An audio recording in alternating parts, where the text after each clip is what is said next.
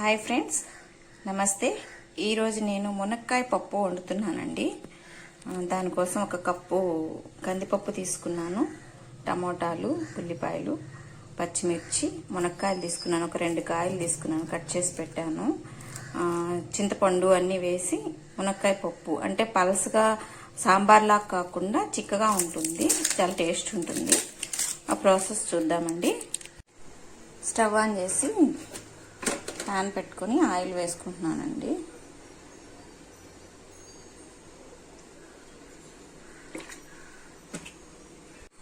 Oil heat ఎక్కిందండి. కొద్దిగా మెంతులు వేసుకుంటున్నాను, జీలకర్ర,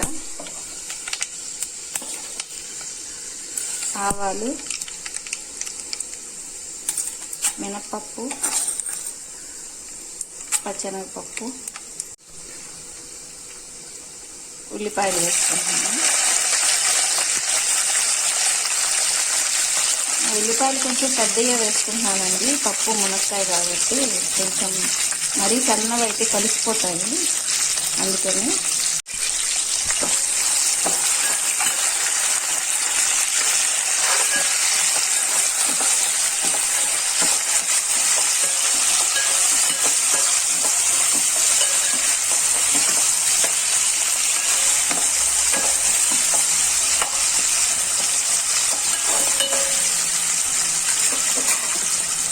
మిర్చి వేసుకుంటున్నాను.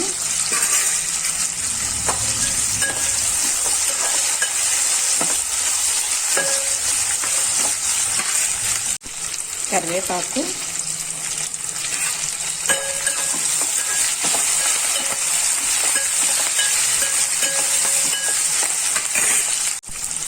టమోటా వేసుకుంటున్నానండి.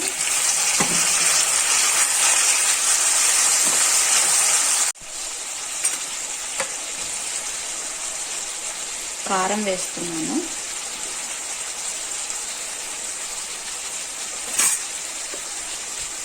కొంచెం ధనియాల పొడి,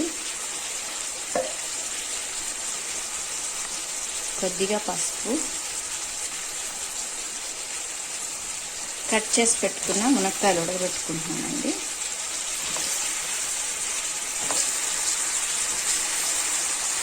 మూత పెట్టి మునక్కాయలు మగ్గేంత వరకు ఒక 5 మినిట్స్ అట్లా ఉడకనిద్దాము. పప్పు ఉడకబెట్టుకున్నానండి.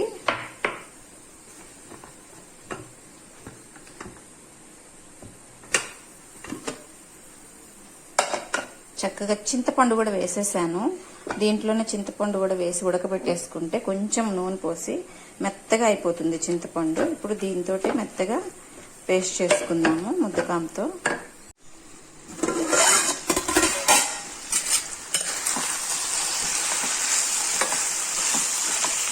మునక్కాయ బాగా మగ్గిందండి. ఇప్పుడు మనం పప్పు చింతపండు కలుపుకున్నాం కదా, కుక్కర్లో పెట్టి అది వేసేసుకుందాం.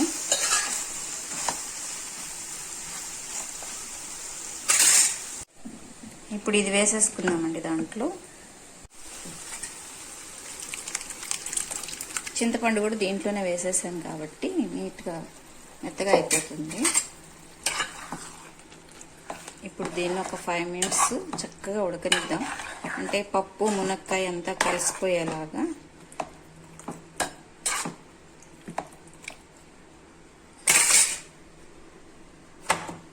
కొంచెం ఉప్పు వేసుకుందాం.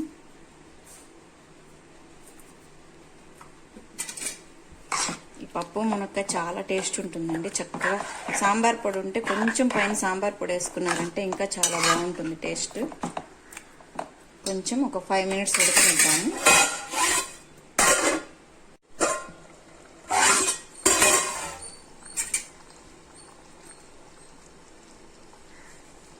పప్పు మునక్కాయ రెడీ అయిపోయిందండి. చూసారు కదా, చక్కగా ఉడికిపోయింది, చాలా బాగుంది.